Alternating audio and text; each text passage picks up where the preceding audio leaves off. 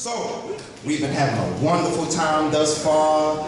We've been hearing the word of the Lord through song. So now we're just about to hear raw word. Y'all like that? Which one y'all like? Singing or you like preaching? Which one you like? Don't give me the Church of Christ answer. Which one do you like? You got the Church of Christ answers, right? All right, brother Pointer, Jeffrey Pointer, is the eminent minister of the Southern Hills Church of Christ in Charlotte, North Carolina.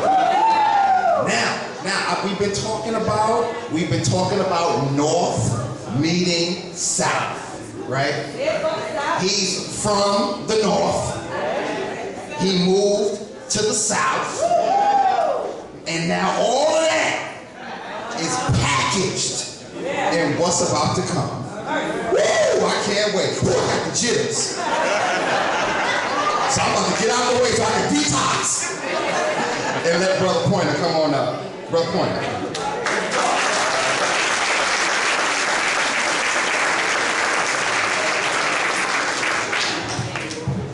Well, I'm gonna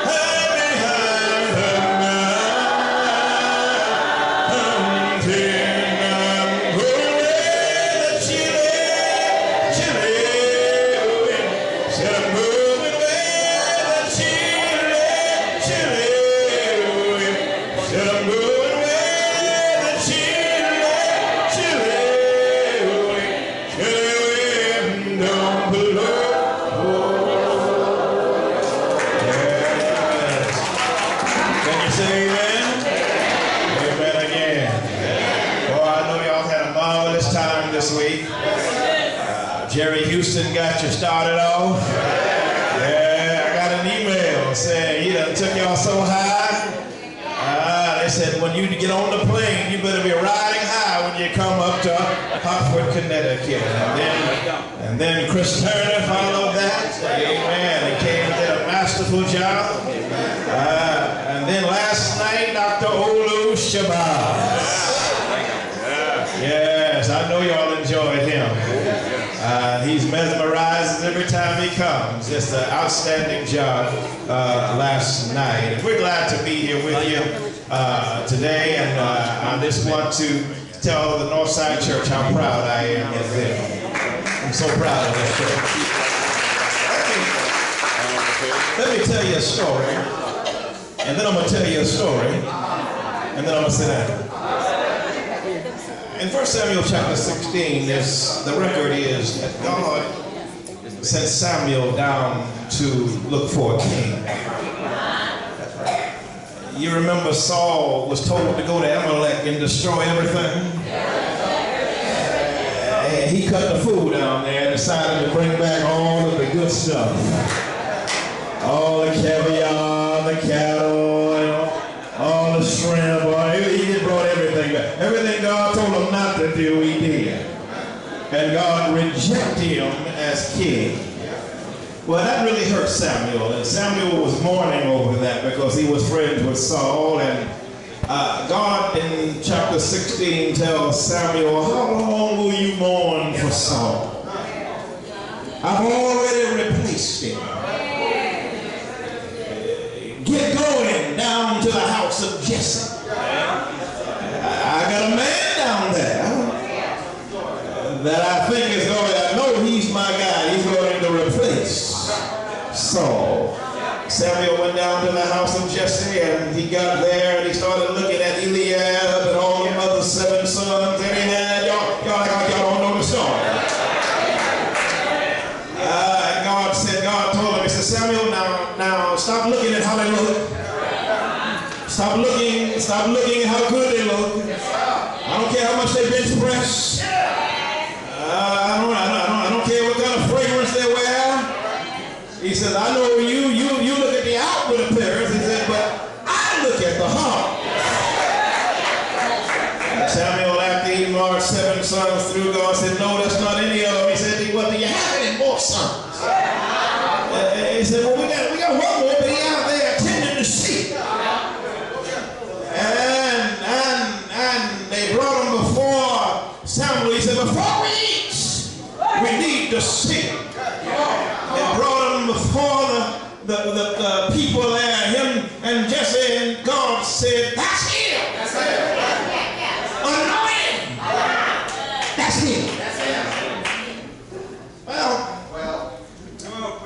I came here 3 years ago, and it was a very sad occasion because I grew up in this area, and I knew your preacher very well, very good friends with Brother Bennett. We knew each other in school together. Dynamite preacher. But God had called them. And it was a very sad time. And I remember staying, my wife and I, the next day, and Brother Walker arranged it where I would stay behind and preach for the church. And it was a very solemn occasion. And I remember telling the brethren that I grew up in this area and I love the church, and if you ever need me, I gave them my number and I told them to call me. Well, 6 months went by and I never heard from them, and then I got a call.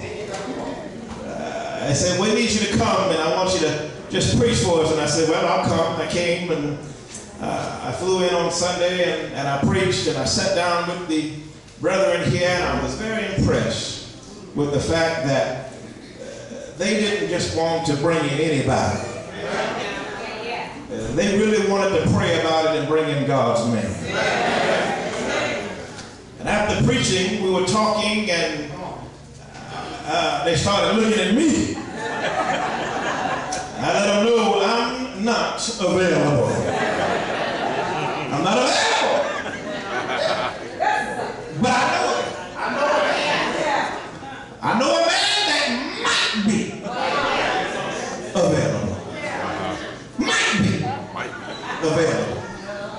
I said, let me go talk to him. And now I have to go back and I got to talk to the preacher, because I don't want to tell the preacher where he is no good. He needs to come up here. Don't you know I got a call that week, and it was from the preacher. He was saying, I don't know what it is, but in my spirit, I'm just searching for something. Looking for something different. I thought I had just outgrown where I am. And I said, well, I'm glad to know. Because I had just visited a church for you. Yes, sir. I said, I don't know if you're going to like them. I don't know if they're going to like you. Yeah. But if you want, I'll make a phone call and set it up. I'm just telling you a story. Y'all got time? Well, time went by. I never made the phone call. He never called me back. And about a week and a half, 2 weeks later, he called me again. And he said, you know, I just think I'm ready. So I hooked him up with some of the members here. And Marcus called me and said, I really don't know how to go about this. I said, well, I'll tell you what you do. I said, you just get on the plane. And you go up there and you preach. I said, just kick the tires a little bit. Yes. Give them a chance to see if you like them and if they like you. This relationship started, and a lot of people would think it started when I came here, but I want you to know this relationship started back in 1994. In 1994, my wife and I, that summer, we lost our home to a flood. In that same summer, she lost her grandmother, I lost my mother. That fall, I fell ill and was sick and had major surgery. We just got back in our home. Home wasn't even finished. Barely making it. Leroy Butler came to see me. Leroy, one of my mentors, and Marcus was working with him at the time. Y'all got time? Marcus sat on that couch and we talked, and because Butler was like, you know, pop. We can't joke with Butler. You know. He was the teacher. I was the student. With me and Marcus, we were just kicking it. My wife had just bought me this brand new 48-inch screen TV. We were sitting there in the living room, and the man made me laugh so hard, but I cried when he left because I just had surgery and I couldn't even take it. A friendship was formed. A friendship was formed. And we've been friends ever since. And I remember when he left Jacksonville and went to the other church in Jacksonville. And he called me, and he was thinking about moving to Evansville. And he didn't know how to tell Charlie he wanted to move. And I told him Charlie's ready for him to move. I said, go in there and talk to Charlie, and Charlie will help you move. And he went in there and talked to Brother Charlie McClendon, and guess what? Charlie helped him move. And he went to Evansville, Indiana. And I remember us talking about it. I said, why did you go to the coldest place? You picked the coldest place. Went to his installation. Oh, we had a time. We had a time. God was getting him ready for Tower Avenue. You know how I know? I said, because when I came up here that weekend to talk to these brethren, it was cold. And I'm from the South. I grew up here, but I'm Southernized now. And I was cold from the time I got off the plane to the time I got back on the plane. And I told the brethren then, I know a man that's already cold. He's already cold. Somehow the two got together, and God anointed him as the next minister of this great church. Now, let me tell you why I'm so proud of this church, because you stepped out on faith. Faith remembers. Never forget where you were. Be thankful for where Ben brought you to. He brought you as far as he could take it, and then his body became sick. And we had to do the handoff. God needs another man. And that man was Marcus T. Watkins. Marcus T. Watkins. And I'm just glad that I'm a part of this because I was in Evansville when he was installed as minister. And I'm here today to see my friend installed as minister of this church.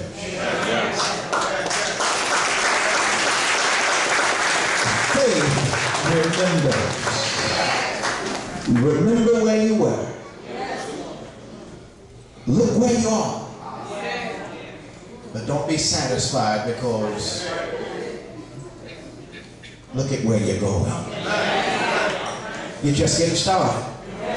You're just getting started. You can go higher than you've ever been if you just have faith in the man of God. I remember my son when he first got married. Before he got married, you know, he had this girlfriend who's now his wife, and they couldn't get it together. You know, you have children, your children just can't get it together. Y'all ain't got children that can't get it together. My children, they just couldn't get it together, you know. And it's important to know who the man is. And I remember sitting there and my son saying, you know, Daddy, I want to do the right thing, but she's not listening. She doesn't want to come in. And I remember talking with her, and I remember letting her know at that time she was sleeping on somebody's couch, and I was very unhappy because she was carrying my grandson. And I let her know then. I don't know what you all gonna do, but the baby is going to be taken care of. Because that is a part in that. And I was watching my big screen in my man cave, setting the ground rule, letting them know if you don't get it together, the baby is taken care of. Oh, I remember that my little grandson, little T, remember that conversation. Oh, I remember that conversation, Marcus, because boy, when it was time for them to get ready to be born, you know, we were all at the hospital waiting for the little T. Little T came out. Yeah, he came in the incubator and they had him in there and they rolled him out, and I looked at him and I said, T!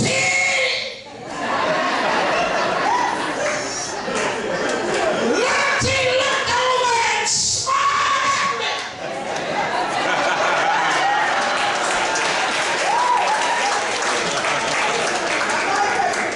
I said, Tanya, he remembered the conversation. He know who the man is.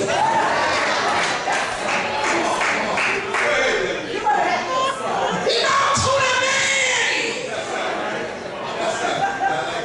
Oh, and I'll tell you, I'll never forget that moment. Oh, that's a true story. That's a true story. And I let everybody, boy, when the man knows who the man is, I turn to everybody there and let the whole family know, yes! That's a pointer right there. Tower Avenue. You're going to be proud about where you were, where you are, and where you're going. But don't forget the man.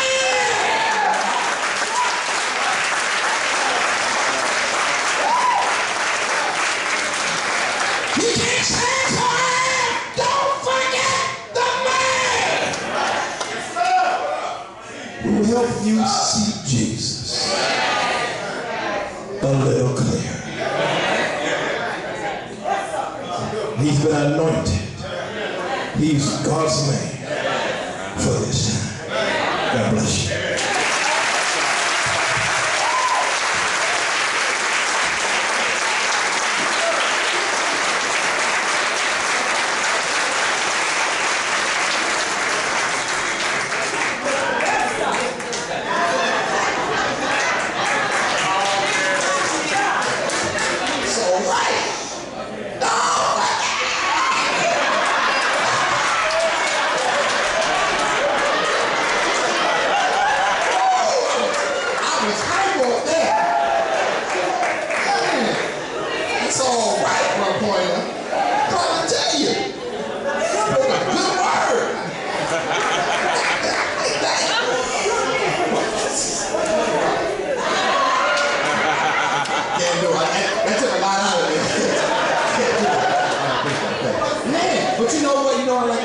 Brother Pointer. See, Brother Pointer, he's a singing preacher. Double barrel shotgun preachers. Yeah, preachers like me, we don't like them. Because we can't sing. We think we want to sing, bro. Walker, we can't sing. We know. I don't like that. Bro, Pointer, we don't like you. Chris, we definitely don't like you.